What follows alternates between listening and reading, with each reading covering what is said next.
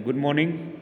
આજના લેક્ચરમાં આપણે ચેપ્ટર 2 છે, યુનિટ 2 HMI ઇન ઓટોમેશન. હવે HMI એટલે human machine interface. Okay, total 14 માર્ક્સનું ચેપ્ટર છે. ઓકે, તો ફર્સ્ટ આમાં ટોપિક જોઈએ automation structure of automation system. તો આ જે છે એનો બ્લોક ડાયાગ્રામ છે. રેડી? સરખી રીતે જોઈ લ્યો. આખો બ્લોક ડાયાગ્રામ છે automation structure of automation system. GTUની ફાઇનલ એક્ઝામમાં 7 અથવા તો 4 માર્ક્સમાં પૂછાઈ શકે. રેડી? તો આ જે છે ઓટોમેશન સિસ્ટમનો બ્લોક ડાયાગ્રામ છે. તો ફાઇનલ એક્ઝામમાં એવું પૂછાઈ શકે, sketch and explain in brief basic structure of automation system. એટલે કે સમજાવો basic structure of automation system, સમજાવો અને દોરો. બરાબર? તો સૌથી પહેલાં જોઈએ તો અહીંયા ઇન્સ્ટ્રુમેન્ટેશન સબસિસ્ટમ છે, એની સાથે કંટ્રોલ સબસિસ્ટમ છે અને પાછી ઇન્સ્ટ્રુમેન્ટેશન સબસિસ્ટમ છે. બરાબર? હવે ઇન્ફોર્મેશન છે ફ્રોમ પ્રોસેસ અને કમાન્ડ ટુ પ્રોસેસ. અહીંયાથી ઇન્ફોર્મેશન જે છે મળે અને અહીંયા એનો કમાન્ડ આવે અને અહીંયા એની પ્રોસેસ થાય. રેડી? હવે આપણે ઉપર જોયું એ મુજબ ઓટોમેશન સિસ્ટમને આપણે 3 ભાગમાં વહેંચવામાં આવે છે. પહેલું ઇન્સ્ટ્રુમેન્ટેશન સબસિસ્ટમ, બીજું કંટ્રોલ સબસિસ્ટમ અને ત્રીજું છે human interface subsystem. Okay, clear બધાઈને? રેડી? આખો બ્લોક ડાયાગ્રામ વ્યવસ્થિત જોઈ લ્યો એકવાર. બરાબર છે? સૌથી પહેલાં તો પ્રોસેસ, ઇન્ફોર્મેશન પ્રોસેસ, પછી ઇન્સ્ટ્રુમેન્ટેશન સબસિસ્ટમ, પછી કંટ્રોલ સબસિસ્ટમ, પાછી ઇન્સ્ટ્રુમેન્ટેશન સબસિસ્ટમ અને ઉપર જે છે હ્યુમન ઇન્ટરફેસ સબસિસ્ટમ. ફર્સ્ટ જોઈએ તો ઇન્સ્ટ્રુમેન્ટ સબસિસ્ટમમાં શું થાય? તો આ સિસ્ટમ છે પ્રોસેસ જે થતી હોય એમાંથી ઇન્ફોર્મેશન કલેક્ટ કરે છે. રેડી? આખા પ્લાન્ટ અથવા તો કંઈ મેન્યુફેક્ચરિંગ હોય એમાં પ્રોસેસ થતી હોય એમાંથી ઇન્ફોર્મેશન કલેક્ટ કરે અને એમાં જે સિગ્નલનું કન્ડિશનિંગ કરી એક્સેપ્ટેબલ ફોર્મમાં આ સિગ્નલ કંટ્રોલ સબસિસ્ટમને આપે છે. રેડી? એમાં જે કાંઈ સિગ્નલનું હોય એનું કન્ડિશનિંગ કરી એક્સેપ્ટેબલ ફોર્મ, એટલે કે એને અનુરૂપ જે કાંઈ ફોર્મ હોય એમાં આ સિગ્નલ કંટ્રોલ સબસિસ્ટમને આપતું હોય છે. બરાબર? કમાન્ડ અથવા તો સિગ્નલ. રેડી? ઇન્સ્ટ્રુમેન્ટેશન સબસિસ્ટમ શું કરે કે આખા સિસ્ટમ જે પ્રોસેસ હોય એનામાંથી ઇન્ફોર્મેશન કલેક્ટ કરે અને એમાં સિગ્નલનું કન્ડિશનિંગ કરી એક્સેપ્ટેબલ ફોર્મમાં સિગ્નલ કંટ્રોલ સબસિસ્ટમને આપે છે. રેડી?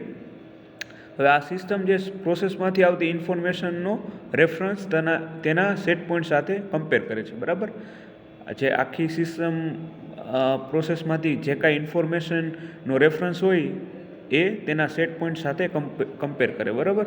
કોઈ પણ આપણે રેફરન્સ રાખ્યું હોય અને આપણે જે એચીવ કરવું હોય જે કાંઈ પ્રોડક્શન ફાઇનલ એના સાથે એ કમ્પેર કરે કે બરાબર છે કે કેમ. રેડી?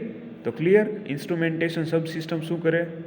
સિસ્ટમ પ્રોસેસમાંથી ઇન્ફોર્મેશન કલેક્ટ કરે અને એમાં સિગ્નલનું જે છે કન્ડિશનિંગ કરી અને એક્સેપ્ટેબલ ફોર્મમાં સિગ્નલને કંટ્રોલ સબસિસ્ટમને આપે અને આ સિસ્ટમમાંથી જે કાંઈ ઇન્ફોર્મેશન આવે એને જે કાંઈ રેફરન્સ હોય તેના સેટ પોઈન્ટ સાથે કમ્પેર કરે છે.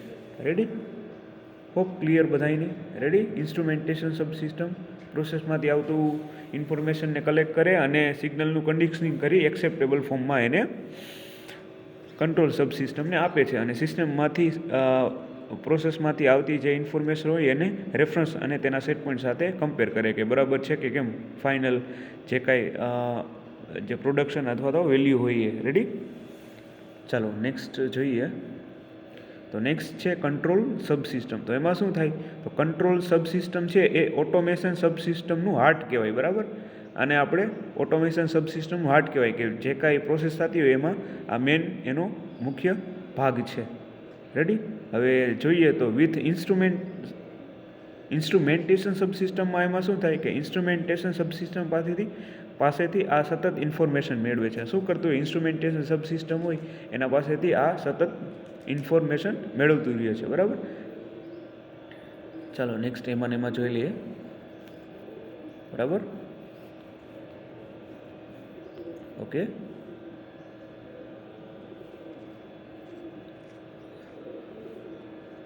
પાછું શું થાય એમાં કે સેટ પોઈન્ટ અને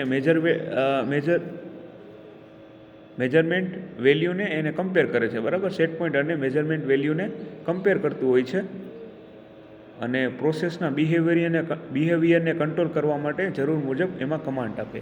રેડી, સેટ પોઈન્ટ અને મેજરમેન્ટ વેલ્યુને એમાં કમ્પેર કરે અને પ્રોસેસનું જે કાંઈ બિહેવિયર હોય એનો કંટ્રોલ કરવા માટે જરૂર મુજબ એને કમાન્ડ કરવા. હવે આ વિથ હ્યુમન ઇન્ટરફેસ સબસિસ્ટમ સાથે શું થાય તો હ્યુમન ઇન્ટરફેસ સબસિસ્ટમમાંથી પાસેથી કન્ટિન્યુઅસ ઇન્ફોર્મેશન મેળવે છે ઓના જેમ જ. બરાબર હોય, પ્રોસેસ પાસેથી ડેટા કલેક્ટ કરી તેને ડિસ્પ્લે કરવા માટે એ હ્યુમન ઇન્ટરફેસ સબસિસ્ટમને આપે છે. બરાબર, પ્રોસેસમાંથી આખો ડેટા કલેક્ટ કરી અને ડિસ્પ્લે કરવા માટે હ્યુમન ઇન્ટરફેસ સબસિસ્ટમને આપે છે, જેથી કરીને જે કાંઈ પ્રોસેસ હોય એ ડિસ્પ્લે થાય. હવે પ્રોસેસ એબનોર્મલ કન્ડિશનમાં આવી જાય તો તેને નોર્મલ કન્ડિશનમાં લાવવા કમાન્ડ આપે છે. હવે જે કાંઈ પ્રોસેસ હોય એ સારી કન્ડિશનમાં એબનોર્મલ કન્ડિશનમાં આવી જાય તો એને નોર્મલ કન્ડિશનમાં લાવવા માટે કમાન્ડ આપે છે. Ready, clear? ઓકે, હવે એમાં ને એમાં જોઈ લઈએ. આઈ હોપ સેકન્ડ ક્લિયર થઈ ગયું, ઇન્સ્ટ્રુમેન્ટેશન સબસિસ્ટમ. ઓકે, નાઉ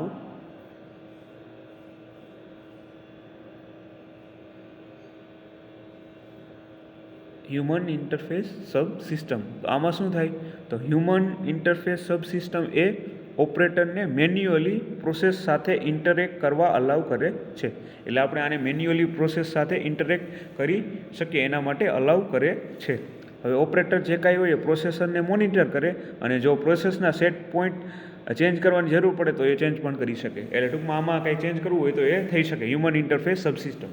રેડી, ઓપરેટરને મેન્યુઅલ પ્રોસેસ સાથે ઇન્ટરેક્ટ કરવા અલાઉ કરે છે અને ઓપરેટર જે કાંઈ હોય એ પ્રોસેસને મોનિટર કરે છે અને જો પ્રોસેસના સેટ પોઈન્ટ ચેન્જ કરવાની જરૂર પડે તો ચેન્જ પણ કરી શકે છે.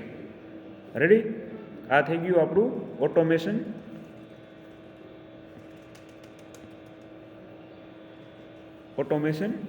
Structure of automation system. Ready, એકદમ સિમ્પલ છે. બરાબર, બ્લોક ડાયાગ્રામ આવશે. Instrumentation subsystem, control subsystem, instrumentation subsystem, એની સાથે પ્રોસેસ ઉપર છે જે છે હ્યુમન ઇન્ટરફેશન સબસિસ્ટમ રાખેલી હોય છે. ઇન્ફોર્મેશન જે છે એ પ્રોસેસ દ્વારા કમાન્ડ અને કમાન્ડ દ્વારા પ્રોસેસ. 3 ભાગમાં આપણે એને ડિવાઈડ કરેલી છે: ઇન્સ્ટ્રુમેન્ટેશન સબસિસ્ટમ, કંટ્રોલ સબસિસ્ટમ અને હ્યુમન ઇન્ટરફેસ સબસિસ્ટમ. આપણે જોયું ઇન્સ્ટ્રુમેન્ટેશન સબસિસ્ટમમાં શું થતું હતું તો કે આ સિસ્ટમમાંથી ઇન્ફોર્મેશન કલેક્ટ કરતું હતું અને જેમાં સિગ્નલ હોય એનું કન્ડિશનિંગ કરી એક્સેપ્ટેબલ ફોર્મમાં આ સિગ્નલને કંટ્રોલ સબસિસ્ટમને આપતું હતું. બરાબર, હવે આ પ્રોસેસમાંથી આવતી ઇન્ફોર્મેશનને રેફરન્સ ડેશબોર્ડ સાથે કમ્પેર થયું. બરાબર, હવે કંટ્રોલ સિસ્ટમ આપણે એમાં જોયું તો સબસિસ્ટમમાં તો આ ઓટોમેશન સબસિસ્ટમનું હાર્ટ છે. અને વિથ ઇન્સ્ટ્રુમેન્ટેશન સબસિસ્ટમ જોયું તો ઇન્સ્ટ્રુમેન્ટેશન સબસિસ્ટમમાંથી સતત ઇન્ફોર્મેશન આ મેળવતું હોય છે. રેડી, એકદમ સિમ્પલ છે. બરાબર, આવડી જાય એવું છે. Okay, ready. પછી એમાં ને એમાં આપણે સ્ટડી કર્યું હતું કે સેટ પોઈન્ટ સાથે રેડી સેટ પોઈન્ટ અને મેજર વેલ્યુને કમ્પેર કરે છે. પ્રોસેસના બિહેવિયરને કંટ્રોલ કરવા માટે જરૂર મુજબ કમાન્ડ આપે છે. પછી વિથ હ્યુમન ઇન્ટરફેસ સબસિસ્ટમ પાસે શું કરે કે હ્યુમન ઇન્ટરફેસ સબસિસ્ટમમાંથી કન્ટિન્યુઅસ ઇન્ફોર્મેશન મેળવે છે અને પ્રોસેસ પાસેથી ડેટા કલેક્ટ કરે અને ડિસ્પ્લે કરવા માટે હ્યુમન ઇન્ટરફેસ સબસિસ્ટમને આપે છે. પ્રોસેસ એબનોર્મલ કન્ડિશનમાં આવી જાય તો તેને નોર્મલ કન્ડિશનમાં લાવવા માટે પણ કમાન્ડ આપે છે. હવે હ્યુમન ઇન્ટરફેસ સબસિસ્ટમમાં શું થતું હતું કે એ ઓપરેટરને મેન્યુઅલી પ્રોસેસ સાથે ઇન્ટરેક્ટ કરવા અલાઉ થાય. પ્રોસેસ ને મોનિટર કરે ઓપરેટ અને જો પ્રોસેસના સેટ પોઈન્ટને ચેન્જ કરવાની જરૂર પડે તો ચેન્જ પણ કરી શકે છે. રેડી, તો આ થઈ ગયું આપણું ઓટોમેશન સ્ટ્રક્ચર સિસ્ટમનું. રેડી, તો આ ટોપિક ક્લિયર. રેડી,